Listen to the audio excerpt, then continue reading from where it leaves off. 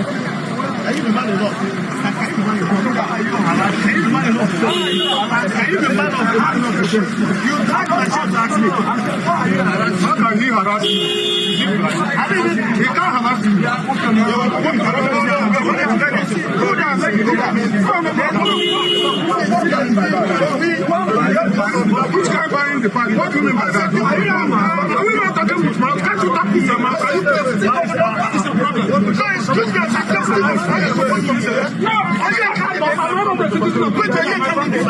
Are you a candidate? My community. Are you a candidate?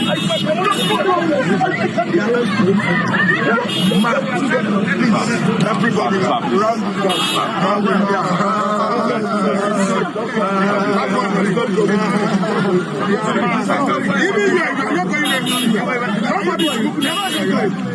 nobody is moving. I will burn your cars here. They are not going anywhere. They are not going anywhere. God will ram me up. Ram me up. If you say we cannot be here, you cannot be here. You have no business to be here. A deputy governor. Not an election. You are deputy governor. You cannot go. You are not police. You think? You are not police. Are you police? Why are you going? It's our community. So you have to right to every community am I pulling it? I can be my community and pulling it. Hi, Jesus Christ. Let's tell you. APGA's National Publicity Secretary, Mazi Ejimofo-Opara, condemned the violence, calling it a preview of the kind of leadership Nicholas Ukachukwu would bring if elected. According to Opara, what played out was not democracy, but the rule of thugs. But the APC camp rejected this version. Tony Ushe, who is an heir to Nicholas Ukachukwu, claimed the deputy governor stormed Ukachukwu's community with over 20 trucks filled with vigilante groups, allegedly to intimidate voters. According to APC, the youth only resisted an invasion and Ukachukwu never ordered an attack. So we have two clashing stories. APGA says APC sponsored violence. APC says APGA tried to hijack the process with vigilantes. Both sides blame each other. But one fact is clear. Ordinary voters were caught in the middle of a power struggle. This by-election was not just about the senatorial seat, let me tell you. It was a test of strength ahead of Anambra's next governorship race. Soludo's APGA APGA versus Ukachukwu's APC. The violence shows us what is at stake, and it raises fear that 2027 could be worse if this trend is not stopped. If a deputy governor can be attacked on election day, what happens to ordinary voters who have no security? Elections should be about ballots, not bullets. About leadership, not thuggery.